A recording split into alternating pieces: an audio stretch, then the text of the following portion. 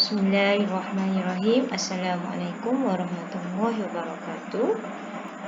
Selamat malam anak-anak sekalian. Hari ini kita akan belajar tajuk baru iaitu dalam bidang akidah, iaitu tajuk kalam Allah. Kalam. Kalam adalah salah satu daripada sifat wajib yang wajib diketahui oleh semua umat Islam daripada 20 sifat Allah. Okey anak-anak sekalian,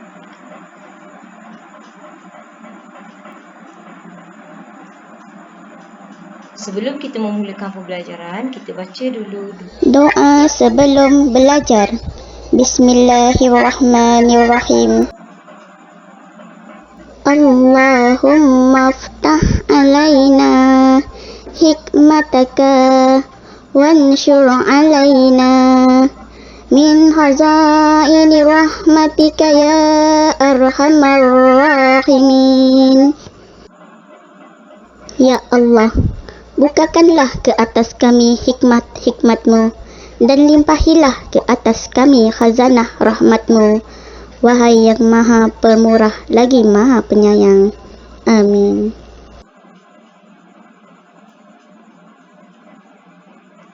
Okey anak-anak sekalian, pada malam ini Ustazah akan ceritakan apa maksud kalam Allah. Ustazah akan terangkan satu persatu. Bismillahirrahmanirrahim. Kalam Allah. Kalam Allah bermaksud Allah Maha berkata-kata tanpa memerlukan bantuan dan alat perantaraan. Berbeza dengan manusia ataupun makhluk Allah yang lain, kita kalau berkata-kata kita memerlukan suara dan kita berkata-kata melalui lidah kita dan juga mulut kita. Berbeza dengan kalam Allah. Cara Allah berkata-kata tidak serupa sama sekali dengan makhluk. Kemudian kalau kita tengok bahasa yang kita gunakan di antara satu bangsa ke satu bangsa yang lain adalah berbeza. Contohnya orang Melayu cakap bahasa Melayu, orang India cakap bahasa Tamil, orang Cina cakap bahasa Mandarin. Itu dia perbezaan di antara kalam Allah dan juga kata-kata makhluk. Okey. Kalau kita tengok bahasa binatang, binatang pun ada juga berkata-kata sesama mereka sendiri. Cuba tengok kucing bagaimana dia punya komunikasi dia bagaimana. Dia gunakan bahasa miau-miau dia kan. Begitu juga dengan kambing ataupun binatang-binatang lain. Banyak lagi contoh. Itu menunjukkan suatu kebesaran Allah. Berbeza dengan makhluk. Okey, dari Al-Quran tentang kalam Allah telah jelas A'udzubillahi minasyaitonirrajim. Allah telah berfirman tentang penetapan sifat kalam. Allah berfirman, wa kallamallahu Musa taklima. Dalam surah An-Nisa, surah yang keempat, ayat 163 dan 164. Dan Allah telah berbicara kepada Musa alaihissalam secara langsung. Okey, anak-anak sekalian, dalil akli tentang kalam Allah. Jika Allah tidak boleh berkata-kata, maka segala sesuatu itu adalah satu kekurangan. Berbeza dengan manusia. Manusia ni memang sangat kurang. Manusia ada yang Allah jadikan bisu, tidak boleh berkata-kata. Pekak, tapi boleh berkata-kata, tapi mereka berkata dengan tidak jelas. Dan apabila manusia sendiri dah terkena penyakit, contohnya sakit tua ke, stroke ke, adakah mereka boleh berkata-kata? Tidak. Apabila lidah tiada pun, manusia tak boleh berkata-kata. Berbeza dengan Allah. Sifat kalam Allah, anak-anak, mengandungi suruhan, tegahan, pemberitahuan yang berupa wahyu kepada Rasulnya seperti di dalam Al-Quran. Al-Quran diturunkan kepada Nabi Muhammad SAW. Di dalam Al-Quran terlalu banyak perintah. Perintah tu suruhan. Contohnya solat, berpuasa, melakukan amal kebaikan, berbuat baik sesama insan, bersedekah. Itu adalah suruhan, contoh suruhan. Tegahan, Allah melarang kita daripada melakukan kejahatan. Banyak diceritakan dalam Al-Quran. Contohnya, tegahan membunuh, melakukan perbuatan zina, minum arak, berbuat kejahatan, bercakap dengan kasar pada ibu bapa. Itu adalah tegahan. Fala taqul lahumā uffin wa la tanharhumā wa qul lahumā qawlan karīmā. Jangan sesekali. Contoh itu adalah contoh ayat tegahan. Manakala ayat pemberitahuan pun banyak di dalam Al-Quran. Begitu juga di dalam kitab yang lain, Taurat, Zabur dan Injil. Semuanya ada mengenai kalam Allah yang menyuruh, yang disampaikan daripada Allah kepada melalui malaikat Jibril kepada Nabi.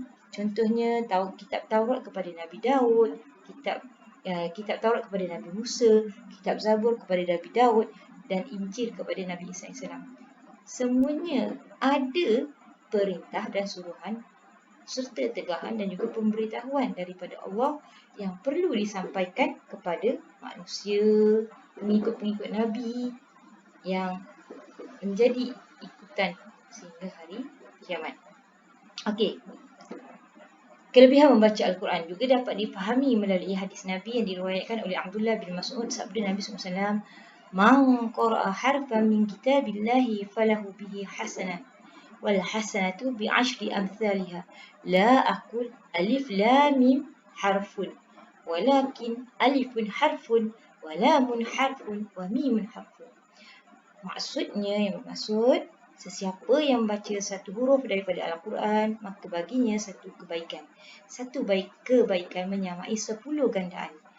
Tidaklah aku katakan yang alif lam mim itu satu huruf. Bahkan alif satu huruf, lam satu huruf dan mim satu huruf. Nampak tak anak-anak? Anak-anak dengar alif lam mim itu ada 3 huruf. Satu huruf berganda dengan 10 kebaikan. Apatah lagi kalau kita hari-hari baca Al-Quran, 1 muka surat, 2 muka surat, berapa ganda pahala yang kita dapat. Itulah kelebihan membaca Al-Quran. Okey anak-anak. Okey, kita tengok cerita ni.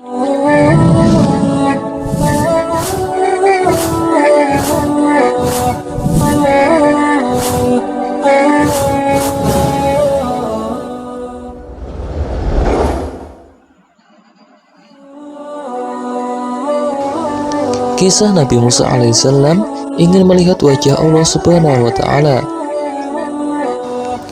Pada suatu ketika, Nabi Musa telah memenuhi panggilan Allah Subhanahu wa Ta'ala.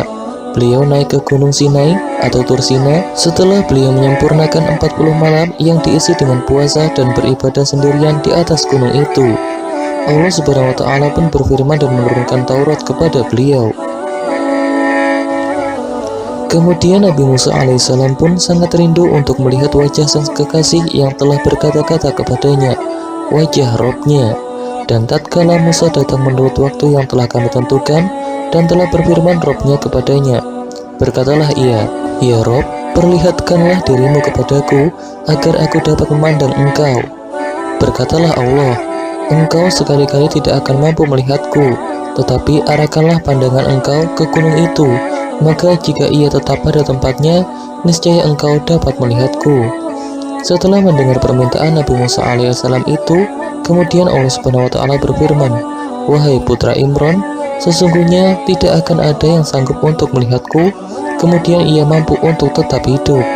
Nabi Musa alaihissalam berkata, ya Robbi, tidak ada sesuatu pun yang menyekutuimu. Sesungguhnya melihatmu dan kemudian mati itu lebih aku sukai daripada aku terus hidup tanpa melihatmu. Robbi, sempurnakanlah nikmat, anugerah dan hikmatmu kepadaku dengan mengabulkan permohonanku ini. Setelah itu aku rela mati. Ibnu Abbas, sahabat Rasulullah SAW, meriwayatkan bahwa ketika Allah Subhanahu wa Ta'ala mengetahui Nabi Musa alaihissalam ingin dikabulkan, maka berfirmanlah Allah, pergilah engkau dan lihatlah batu di atas puncak gunung itu. Duduklah engkau di atas batu itu, kemudian aku akan menurunkan bala tentaraku kepadamu. Dan ketika telah sampai di puncak batu tersebut, maka Allah pun menurunkan bala tentaranya, para malaikat hingga langit ketujuh untuk menampakkan diri kepadanya. Diperintahkanlah para malaikat penghuni langit untuk menampakkan diri di hadapan Nabi Musa alaihissalam. Sambil mengeraskan suara tasbih, tahlil mereka bagaikan suara petir yang menyambar-nyambar. Kemudian para malaikat penghuni langit kedua diperintahkan menampakkan diri dengan warna dan bentuk yang beraneka ragam. Mereka bersayap dan memiliki raut muka. Di antaranya ada yang berbentuk seperti singa, berlalu di hadapan Nabi Musa sambil mengeraskan suara-suara tasbihnya. Mendengar teriakan-teriakan tersebut, Nabi Musa merasa ngeri dan kemudian berkata, ya Robbi, sungguh aku menyesal atas permohonanku. apakah engkau berkehendak untuk menyelamatkanku dari tempat ini? Pimpinan dari kelompok malaikat tersebut berkata, Hai Musa, bersabarlah atas apa yang engkau minta. Apa yang engkau lihat ini baru sebagian kecil saja. Allah Subhanahu wa Ta'ala memerintahkan para penghuni langit ketiga turun. Lalu keluarlah malaikat-malaikat yang tak terhitung jumlahnya dengan aneka ragam bentuk dan warnanya. Ada yang seperti api yang menjilat-jilat. Mereka memekikkan tasbih, tahlil dengan suara hiruk pikuk menggelegar. Nabi Musa semakin putus asa, dan kelompok malaikat itu berkata, Wahai Musa, bersabarlah hingga engkau tidak akan sanggup lagi untuk melihatnya. Kemudian penghuni langit keempat turun. Ada yang berbentuk seperti kobaran api yang menjilat-jilat, ada pula yang seperti salju. Dengan suara melengking, mereka memekikkan tasbih dan tahlil. Demikianlah penghuni dari setiap langit turun satu demi satu. Semua malaikat tersebut bergerak maju sambil cahayanya menyambar semua mata yang ada. Mereka datang membawa tombak yang sangat panjang dan lebar. Tombak-tombak itu bagaikan api yang bersinar terang benderang melebihi sinar matahari. Nabi Musa alaihissalam menangis dan meratap, Ya Robbi, ingatlah aku, jangan engkau lupakan aku. Aku adalah hambamu. Aku tidak mempunyai keyakinan bahwa aku akan selamat dari tempat ini. Jika aku keluar, maka aku akan terbakar. Jika aku masih di sini, aku akan mati. Ketua para malaikat itu pun berkata, Nyaris dirimu dipenuhi ketakutan dan nyaris di hatimu terlepas, wahai Musa. Tempat yang engkau gunakan untuk duduk adalah tempat yang engkau pergunakan untuk melihat Rob. Kemudian turunlah malaikat Jibril alaihissalam, Mikael dan Israfil, beserta seluruh malaikat penghuni langit ketujuh, termasuk pemikul arsy dan al-kursi. Mereka secara bersama-sama menghadap Nabi sambil berkata, Wahai orang yang terus-menerus salah, apa yang menyebabkanmu naik ke atas bukit ini?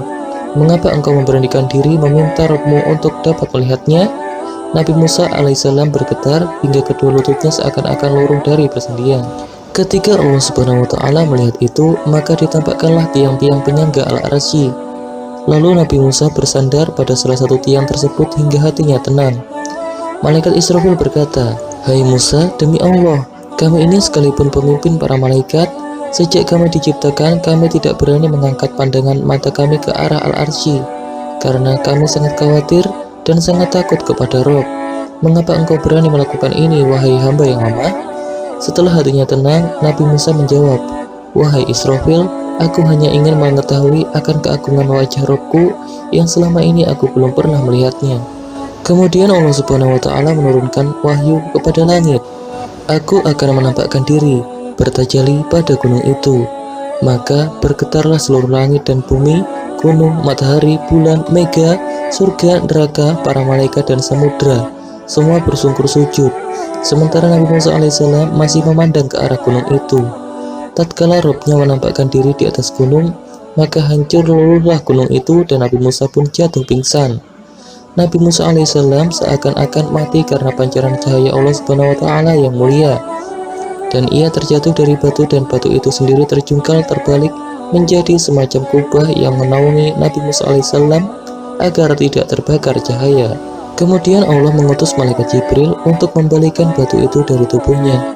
Wajah Nabi Musa alaihissalam memancarkan cahaya kemuliaan, rambutnya memutih karena cahaya. Maka setelah Musa tersadar kembali, dia berkata, Maha suci engkau, aku sungguh bertaubat kepadamu, dan aku adalah orang yang pertama kali beriman. Quran Surat Al-A'raf. Nabi Musa pun berkata, Saya beriman bahwa sesungguhnya tidak ada seorang pun yang mampu melihatmu ya Allah dengan mata lahir, kecuali ia akan mati. Wallahu a'lam.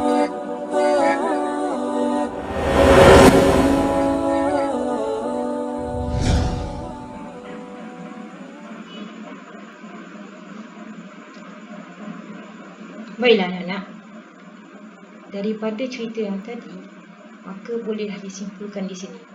Bagi orang yang beriman dengan kalam Allah, dia memang akan sentiasa mengakui kebesaran dan keagungan Allah. Tak payah lihat jauh-jauh, lihat dalam diri kita sendiri saja sudah cukup. Daripada manusia itu dijadikan daripada bayi, kemudian membesar menjadi seorang kanak-kanak, dan kemudian juga membesar sehingga dewasa. Tapi adakah manusia itu ada yang sempat membesar sehingga dewasa? Ada yang tidak sempat membesar sehingga dewasa. Ada yang mati ketika berusia umur sebaya dengan kamu semua. Wahai anak-anak sekalian, hal yang demikian, orang yang beriman juga sentiasa menjadikan Al-Quran itu sebagai pegangan dalam kehidupan. Dan mereka sentiasa beramal dengan segala perintah Allah dan meninggalkan segala larangannya. Wahai anak-anak, berdoalah supaya kita menjadi orang yang beriman dengan kalam Allah, supaya kita dikasihi dan dirahmati Allah. Okey. Sekian sahaja dahulu untuk pengajaran kali ini. Assalamualaikum warahmatullahi wabarakatuh.